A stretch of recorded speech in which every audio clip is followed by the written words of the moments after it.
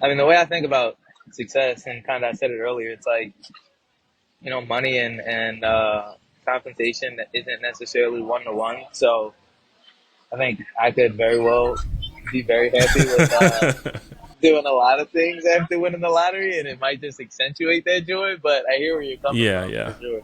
More of a philosophical argument than a Yeah. practical implication.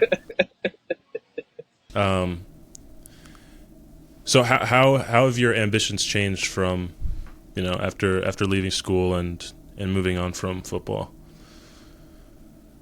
It's interesting. The end goal hasn't changed, but understanding and valuing the small victories, I think, is where I've evolved the most, right? So it's like, within anything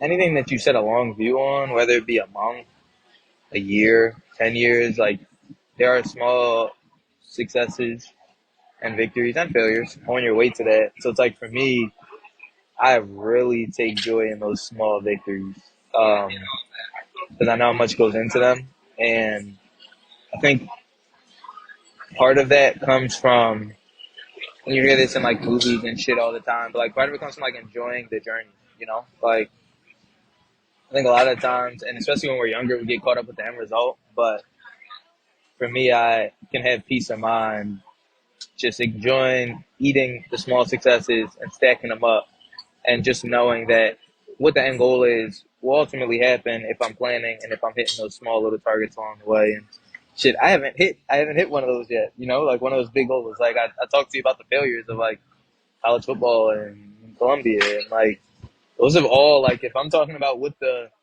thought was going in, they've all been failures. If I'm gonna be honest with you. Um, so it's forced me to take pride in the small victories, and I think I'm better for it. And I think I've gotten a more realistic set of expectations on how to find joy in a process. Can you give me like an example of kind of your mindset around navigating those failures? I mean, it's just if it doesn't kill you, it makes you stronger. Like it's not, you know what I mean? It's so funny. You know what's a great example of this? Fucking Dragon Ball Z. Like you know how like the Saiyans like they're kind of like sickos. You know what I'm saying? They're like Michael Jordan, Kobe Bryant mentality, all of them. And it's like they get stronger the closer they get to death, and they almost invite that shit. They almost invite death because they know that's the way to access like their highest self. And I'm not inviting death. I'm not inviting like financial insolvency, any of those things. But it's like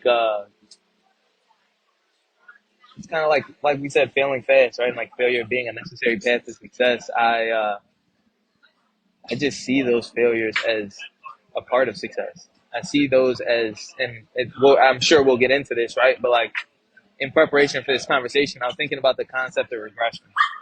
And when we talk about regression with people, I feel like usually it's like talked about like you're looking at a horizontal movement, and regression is the opposite of where you want to go, right? It's backwards. But then when you think about regression in like mathematics and in a real world application, it's just a deviation from linearity, which is what everybody's path is. So it's like that's all that is just a deviation from the path that you expected. And ultimately, realistically, you were never going to get there without that in the first place. Yeah. The the idea that you're going to get to your end goal without failure is obviously unrealistic, but also just from another perspective, when you're trying to when you're put into a situation like, let's say, for success, but you don't have the experience because you haven't had the failures to tell you where to plant your feet, then you're not going to be prepared to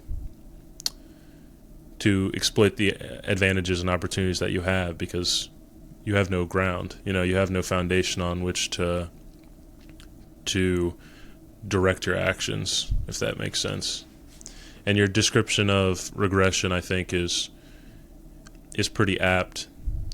I've kind of had a similar idea around the way people view obstacles for their goals, right? An obstacle might be, if you're trying to get to the gym, might be feeling tired in the morning, or it might be broken equipment at the gym or something like that. And I've kind of molded my mindset around obstacles to be the obstacle is the path in which you have to take. You know what I mean? Like, to get where you want, you have to do that thing. It's not that you have to avoid that thing. It's inevitable. Yeah, it's inevitable. You have to go around that thing. If your goal is to go to the gym every day, you can't pray that you feel like going to the gym every day. You have to do it when you don't want to go to the gym. Like, that's part of the process. And you can't expect that the equipment's gonna work every fucking time. Like, okay, the machine's broken, go do another exercise. Exactly. And kind of building in that level of, part of it is discipline and work ethic into your own expectations. Because I feel like expecting things to go perfectly is it's part of naivete, but that's part of the lack of failure, the lack of experience. If you just expect things to go smoothly the entire time, that is your plan to fail. It's funny. I've been doing this nonprofit thing for a couple years now, right? And I literally just did this project management program. I don't know, 2 months ago, 2.5 months ago, and it's like things like planning for contingencies, right? And like developing fail safes into the plan at the beginning, at the outset, are like good and best practice even in business. And it's kind of like what we're discussing here, but it's just it's once you've gone through enough processes, it's almost laughable to think that you're gonna get to the end of anything without multiple things going wrong. Absolutely. Being able to take those in stride is at least in my eyes, the definition of a capable person, someone who's competent.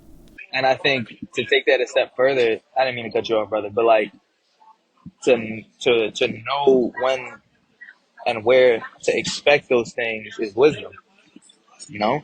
Because it's like, they say like smart people gain wisdom and learn from other people's mistakes. And that kind of folds into this as far as like planning and being an active listener and being open to other people's advice. But it's like the more that you can put yourself in a frame of mind to expect those things, I think the more equipped it makes you to get to where you want to go consistently. Yeah.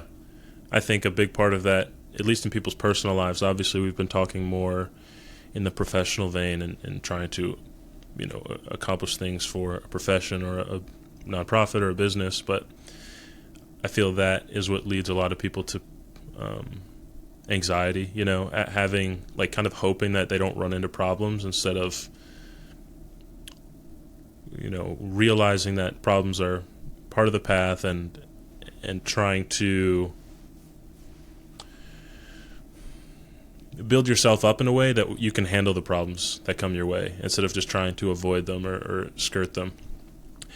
And from the way that you talk about this kind of pre-planning makes me curious about if you have some kind of like mindfulness or meditation practices that you use to